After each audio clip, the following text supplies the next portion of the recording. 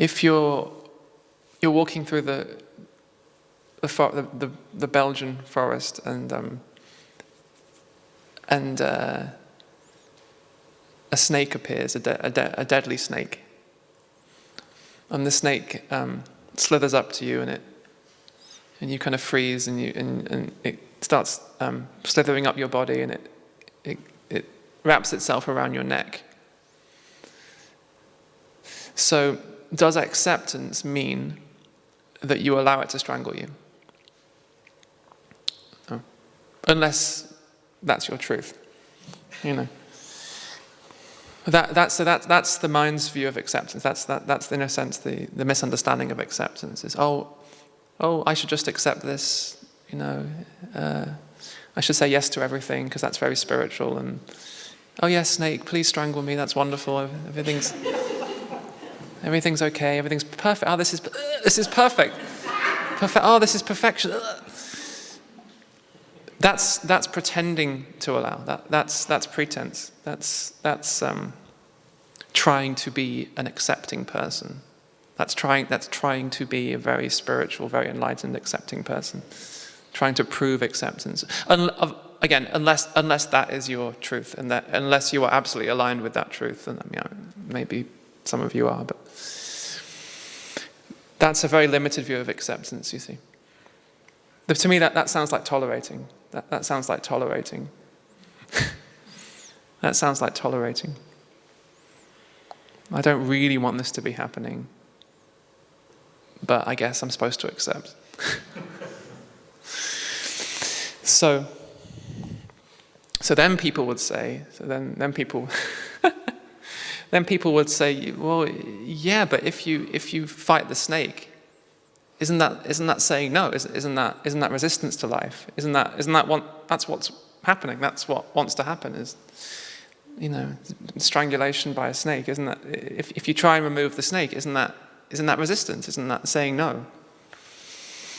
So it's I think this is a really important point. Out of an absolute alignment with life, out of a total yes to the moment, out of an absolute yes to existence.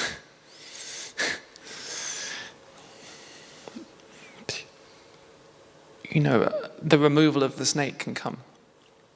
So you don't have to be at war with existence. You don't have to be at war with life.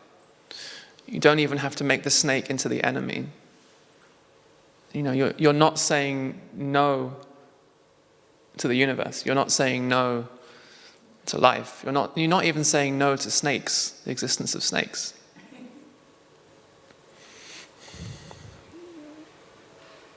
The snake doesn't have to be your enemy. You don't even have to make this moment into a problem, into a psychological problem, into a burden. It doesn't have to become tolerating. So out of this absolute alignment with the moment, seeing the moment clearly. You know, when there's deep allowing, when there's no war, you may find yourself removing the snake, finding some creative solution.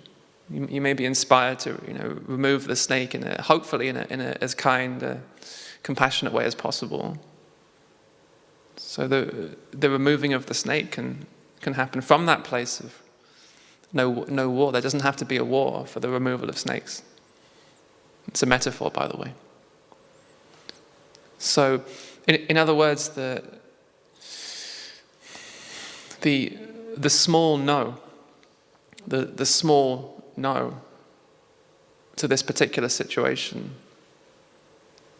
can come out of the giant yes to life. It's like yes to life, yes to this moment, yes to the existence of snakes, yes to my own life, yes to my own knowing, you know, yes to my own truth. This doesn't feel aligned. This doesn't feel truthful. This isn't something I have to tolerate. This isn't something I have to tolerate. So it's like listening to that little voice inside you that says no. It's not a no to life. In a way, it's the other way around. When we start to ignore that little voice inside us that says no, this doesn't feel right. It's not coming from a mental place of good and evil, right and wrong. It doesn't make the snake into the enemy. It doesn't. At no point do you have to say that the snake is bad. At no point does there have to be a judgment of the evil snake.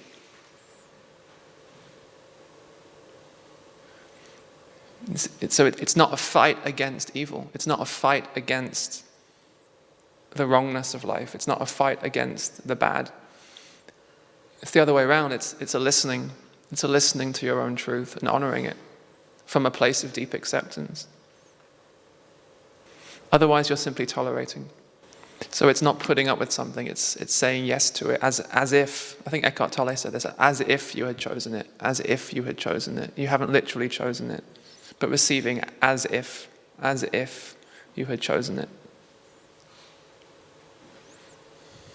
As if it was yours. As if it was your child. Receiving.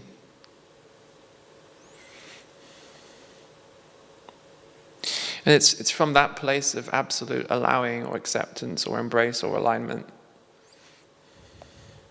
That's how the world begins to change. So in other words, we either focus on the 10 million problems in the world,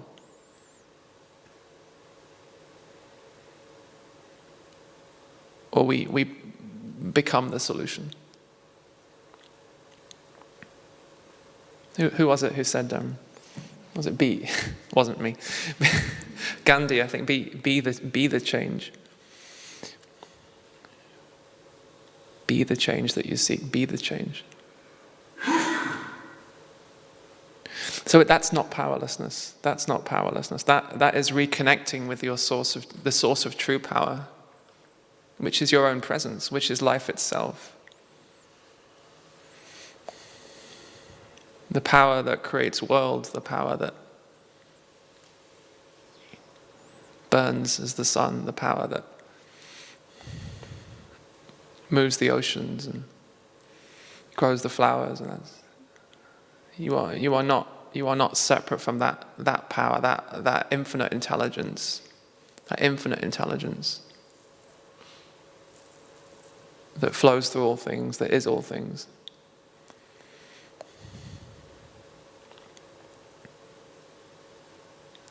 That's the place where the real solutions come from.